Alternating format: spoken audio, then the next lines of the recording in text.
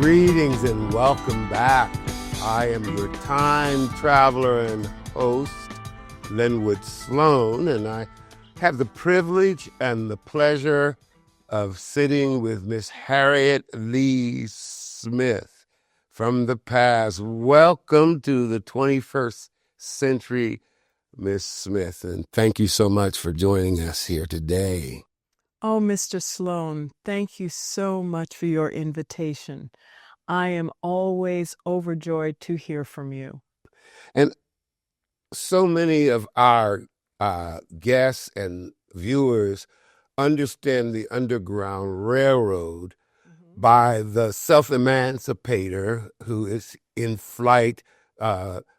We all know the stories of Harriet Tubman and Sojourner Truth, but you gained your freedom in a very different way. Would you talk about how you gained your freedom?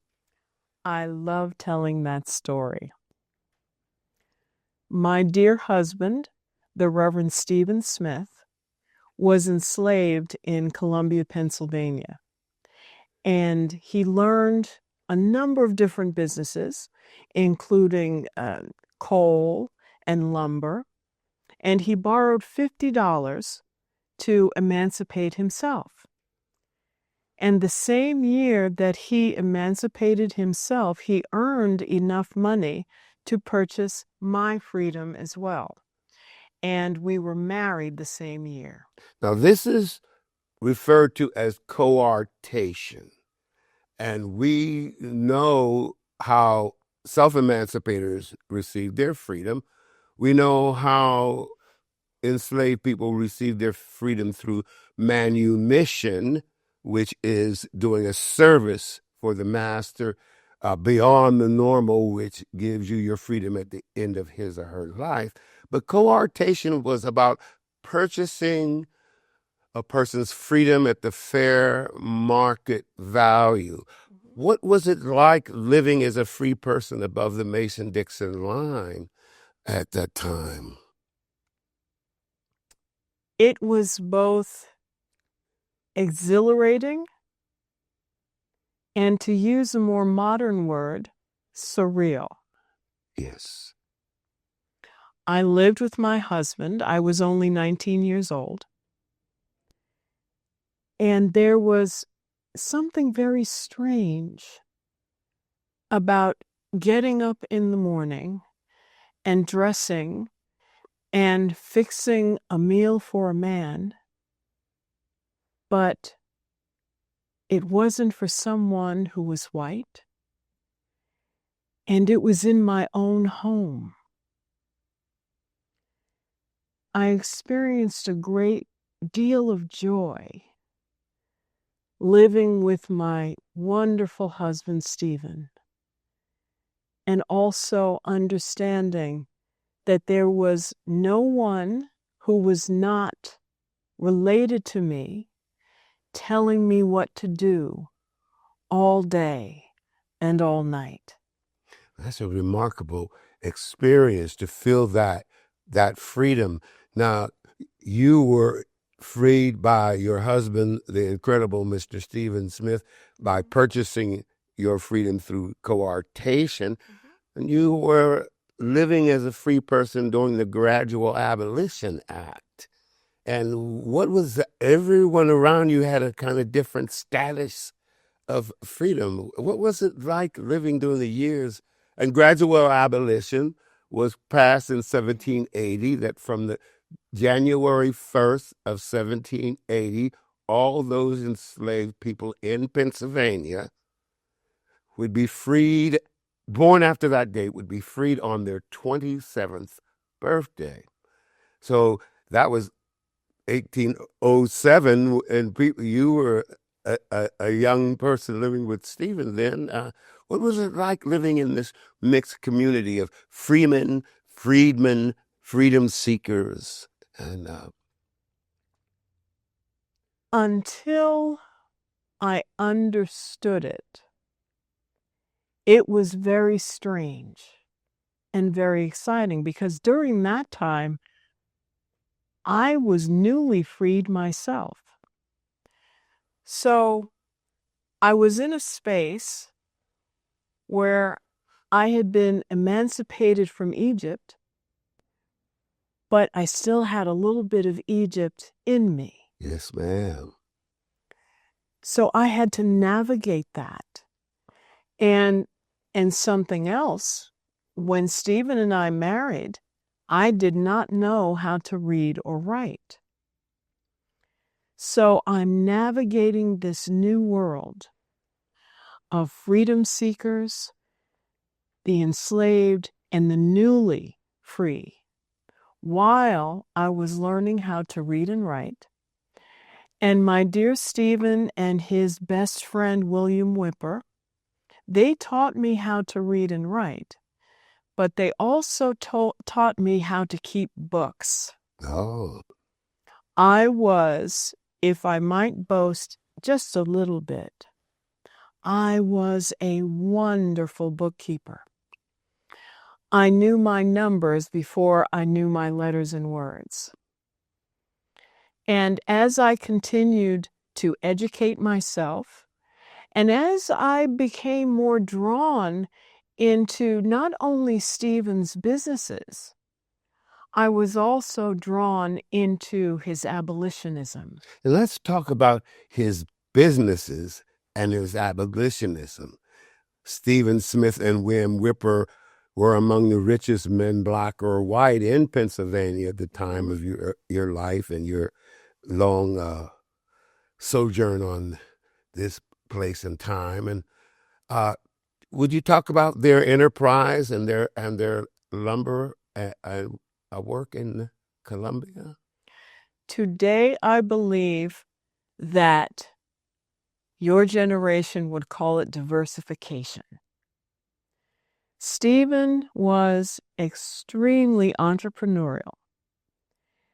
If there was a crack in the sidewalk, he would find a way to grow a blade of grass out of it. He learned the lumber business. He learned the wood coal business. Eventually, he owned railroad cars. They not only transported the products that came from his businesses, but he also leased his rail cars for other businesses, black businesses and white businesses. They also doubled as secret false bottom railroad cars to transport freedom seekers. Stephen could create a business out of nothing. And I really appreciated that because he allowed me to start my own business.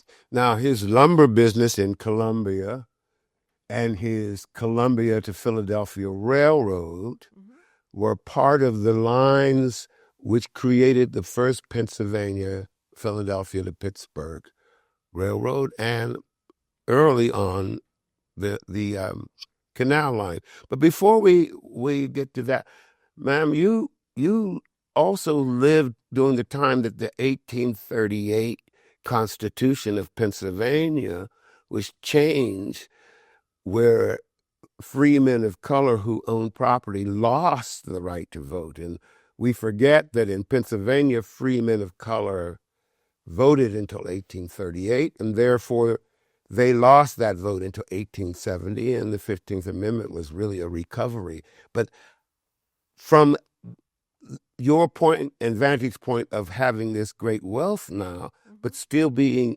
disenfranchised, would you speak to that? That was a very dark day in our lives. I remember it vividly. At that time, before that legislation was passed, in Pennsylvania, persons with a certain amount of assets, whether it was cash, businesses, or properties, even Black people could vote.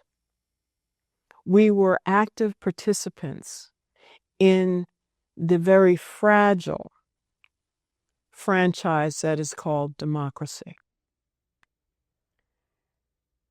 After that legislation was passed, that gave only white freemen the right to vote in Pennsylvania. A number of Black people, we fought, we lobbied, we gathered, we had caucuses and conventions to strategize and to begin to fight to get our right to vote back, to get it restored. And it took quite a number of years, of course, as you stated. In 1870, the 15th Amendment of the Constitution restored the right to vote to Black men. Women still could not vote, whether we had assets or not. I do take joy in knowing that Stephen had the opportunity to vote 3 more times before he transitioned to be with the Lord. I never had the right to vote ever again. Ma'am, after the 1850 Fugitive Slave Act, which said that anyone harboring freedom seekers was breaking the federal law, there was a great exodus. And I understand that you and Stephen went to Canada and came back after the Civil War. What were those Civil War years like for African Americans and free men and freedmen above the Mason-Dixon line? Very precarious. Extremely precarious. And Stephen and I had a very strong passion around defending Black folks during that time under the oppression of the Fugitive Slave Act. You see, you did not have to be enslaved. You did not have to be a freedom seeker in order to be captured by what were often known as slave catchers or appointed slave commissioners. Bounty hunters. Bounty hunters. With Stephen and my wealth, we could have easily been captured by these bounty hunters and sent back to where we had been originally enslaved. No matter who we are, we were always at risk walking the street. We were always at risk, especially if we were caught reading. It could be a store sign. We could be walking past a business and we could read something, and if we were in the presence of someone who might have been invisible to us, we could have been picked up and jailed. We have a similar situation in our time this very day, ma'am. Yes, indeed, which is one of the reasons why I was overjoyed by your invitation. We have spoken about Stephen's wealth and his impact on Pennsylvania and Mid-Atlantic states, but you were quite an entrepreneur and had great enterprises. Will you speak on your own enterprise? I had such wonderful teachers, beginning with my dear husband, Stephen. I was also tutored by Mrs. Chester. Mrs. Thomas Morris Chester. Yes. It is such a joy to see that lovely sign hanging at that intersection. Mrs. Chester was a prolific entrepreneur in her own right. And she added to my education around business beyond bookkeeping. I owned my own oyster house and hotel. I loved making oyster stew, particularly at holiday time. We had one of the best dressed Christmas tables in all of Pennsylvania, if I may boast just a tiny bit more. And we used to thoroughly enjoy Mrs. William C. Goodridge's lemonade. We've met Mr. Goodridge at this table. Yes. Ma'am, if I could ask you one or two more questions. You were quite a temperance worker, and could you talk about temperance in your time and perhaps give us your advice about temperance in ours?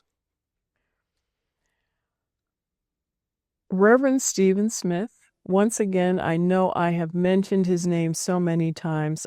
He is the love of my life. He was also the founder of the first African Methodist Episcopal Church in Columbia, Pennsylvania, and I was its first lady. And the temperance movement was so important to us, not only because we felt that drunkenness, in addition to it being a sin, it hindered our relationship with God the Father, Jesus Christ the Son, and the Holy Spirit. It was also important for us to have clarity of mind all the time. As you asked previously about what it was like to live during our era, we had to be alert. We had to be aware of our surroundings.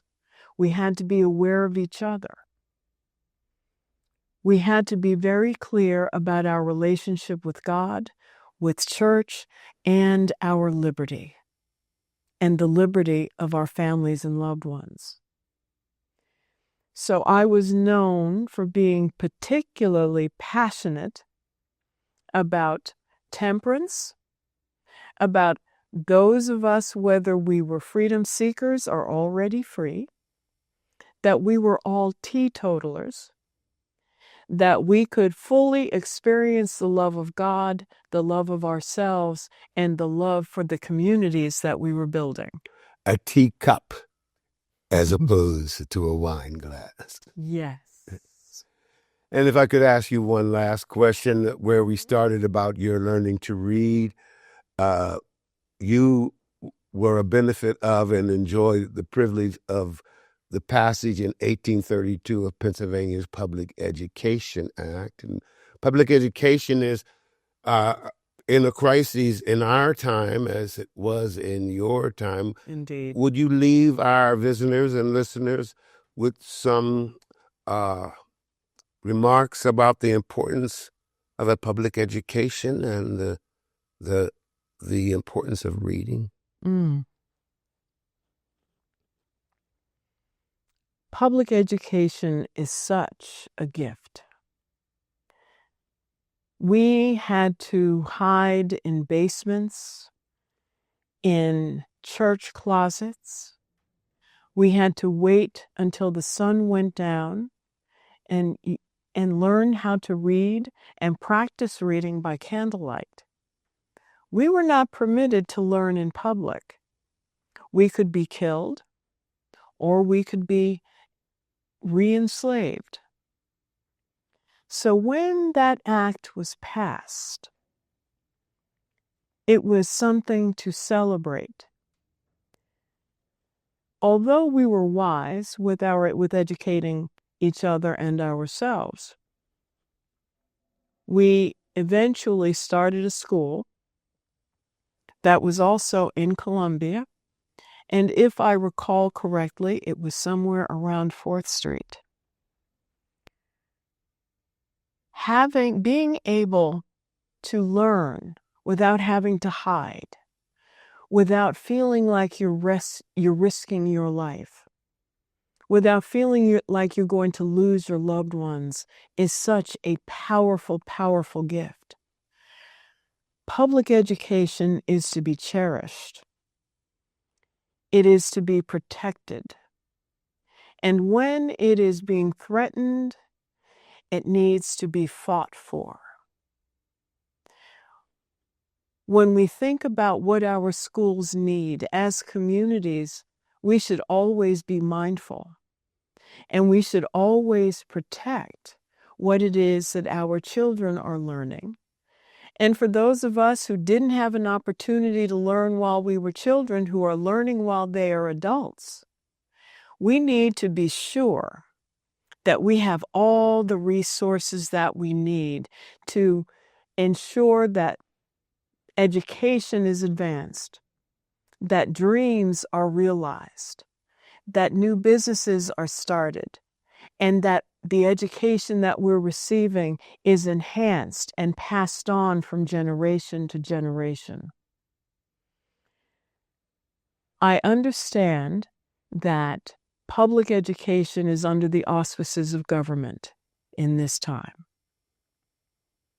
That does not mean that our parents and our children cannot hold government accountable for ensuring that all of our children have access to all the benefits of education that our white counterparts have. And ma'am, I want to ask you this last question. I keep extending an invitation to you, and thank you for accepting it. But why do you come back? That is indeed a wonderful question. It's inspiring to see how much has changed. I talked about Mount Zion African Methodist Episcopal Church that was founded by my husband so many years ago. And I understand that the pastor there now is a woman. Yes, indeed. That was unheard of in my day. And she is a powerful preacher, the Reverend Dr. McAllister. It is exciting to me. There is something, I think you call it the Olympics. Yes. And I have never been a particularly sporting kind of person, but it's so exciting to see the competitions. And there is this sport called gymnastics. And this precious young woman won all kinds of medals. I cannot tell you how much my heart leapt and how much I shouted, not just to see those wonderful ribbons and medals hanging around her neck, but the fact that she looks like me. Who could have imagined? I could never have imagined that not only could we show our gifts and our talents like that, but we could compete with the whole world. It's so exciting, and all the educators. And Stephen and I used to have retainers for attorneys back in our day. None of our attorneys were Black, they were all white. And to see these wonderful, powerful Black attorneys, I was spirited here during what you call your modern civil rights movement. And I discovered a young man named Thurgood Marshall. And I'll always remember him because he fought for education.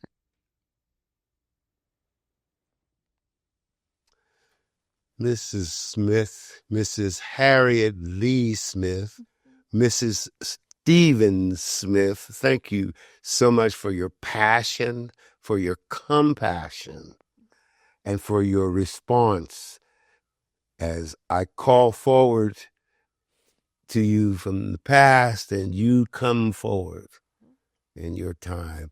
We appreciate you. The invitation is always open. Thank you very much, Mr. Sloan. As always, it was a pleasure. And thank you for time traveling with me. I am Lenwood Sloan, your host and time traveler. I'll see you in one generation. or another.